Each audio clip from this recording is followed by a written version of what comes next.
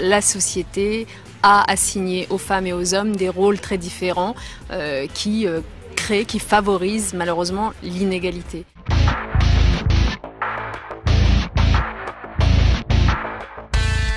Pourquoi t'as pas voulu essayer ce tutu en classe tout à l'heure? Toi aussi t'as le droit d'essayer des habits de filles. Allez, essaye! Oui, j'ai pas envie de le faire. Est-ce que je peux savoir pourquoi vous avez forcé mon fils à porter un tutu? Je refuse que vous l'obligiez à ce genre de choses. C'est un garçon. C'est pas un garçon, c'est un enfant avant tout. Dire que c'est un garçon, c'est se baser sur un stéréotype biologique. Notre devoir à nous, c'est de lui laisser le choix de choisir ce qu'il voudra être plus tard. Alors c'est bien simple. La prochaine fois qu'il y a une activité de ce genre, mon fils n'ira pas à l'école. Très bien. Si vous l'amenez pas à l'école, sachez que vous aurez à chercher votre fils au commissariat. C'est un ordre du Premier ministre.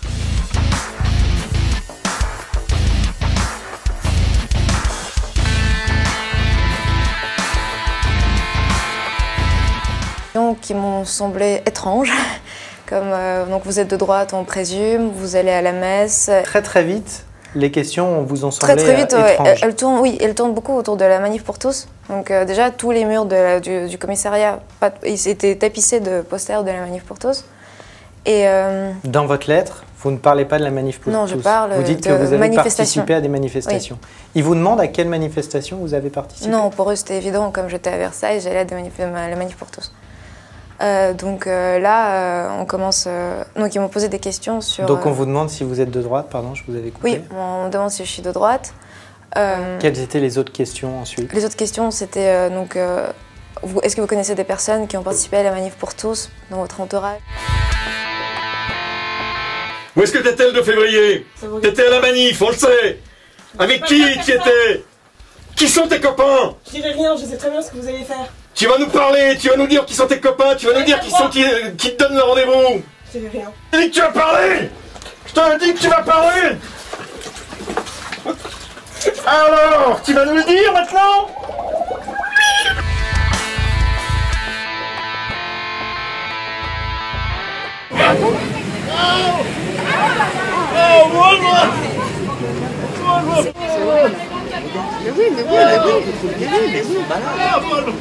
C'est mal pour que les gens ajoutent ça.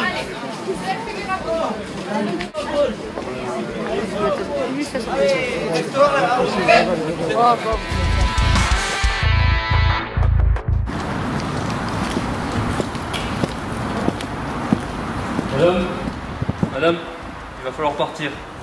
Partir où? J'ai plus de maison. C'est pas mon problème ça, c'est le quartier du Premier ministre, il supporte pas la vision de votre pauvreté. Faut partir. Non bah non, mais c'est à cause de lui qu'on est dans la rue, hein. C'est à cause de lui qu'on est toujours plus nombreux là, donc non. Écoutez madame, m'obligez pas à vous coffrer pour insulte au Premier ministre. Allez, vous partez. Non, non.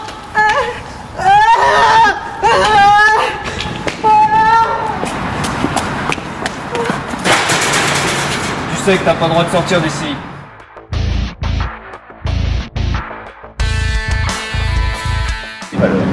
Moi, je vous invite, monsieur, avec l'expérience qu'il a, vous n'êtes pas un gamin, vous avez même des responsabilités, vous exercez des responsabilités, vous avez le ministre de l'Intérieur, représentant du gouvernement, représentant l'État, représentant la République, à vous comporter comme un sapeur-pompier. Il y a une hiérarchie dans les sapeurs-pompiers, vous devez la respecter.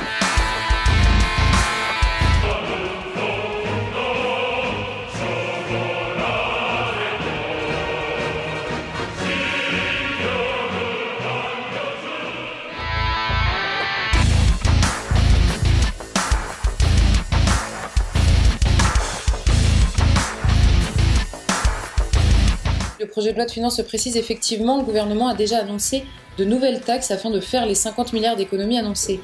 La TVA jusqu'ici à 19,6% passera à 20%. Le taux intermédiaire, quant à lui, sera relevé de 7 à 10%. Une autre taxe touchera les familles également et la question reste encore en suspens quant aux APL.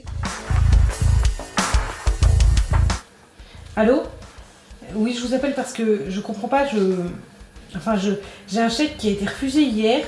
Ce matin, j'ai pas pu payer mes courses au supermarché. J'ai eu mon salaire la semaine dernière, je comprends pas parce que tous mes paiements sont bloqués. Oui, nous avons l'ordre de prélever directement par le ministère. Quoi? Absolument, je pourrai rien pour vous. Au revoir, madame.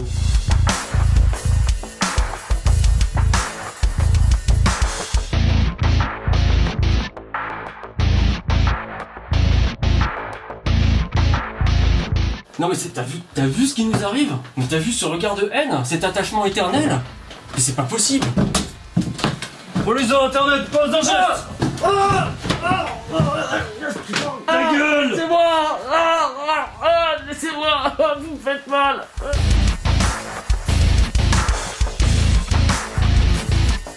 Je pense aux propos de ce Dieudonné qui ne fait plus rire personne depuis bien longtemps, et à l'intellectuel, entre guillemets, Alain Soral, qui a toujours irrigué une grande partie de l'extrême droite. Et ce que je demande aux militants et aux citoyens de la gauche, c'est de se rendre compte qu'une pensée d'extrême droite est aujourd'hui en train de gagner d'autres consciences.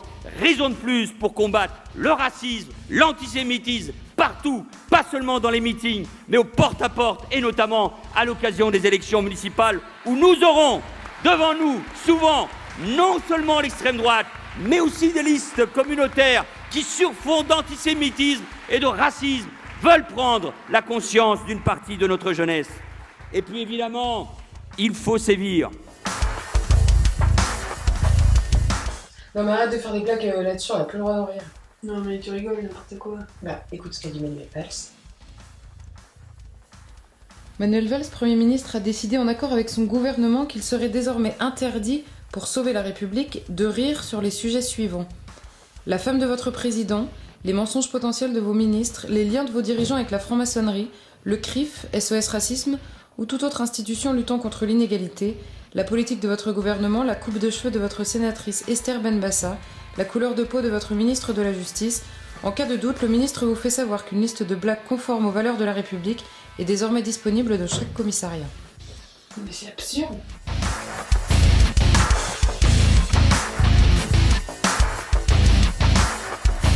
Vous pouvez faire interdire, par exemple, le printemps français. Bien sûr, toute menace de mort, toute menace de haine doit pouvoir, nous allons l'étudier parce que ces propos sont inacceptables. Il n'y a pas de place pour des groupes qui défient la République, la démocratie.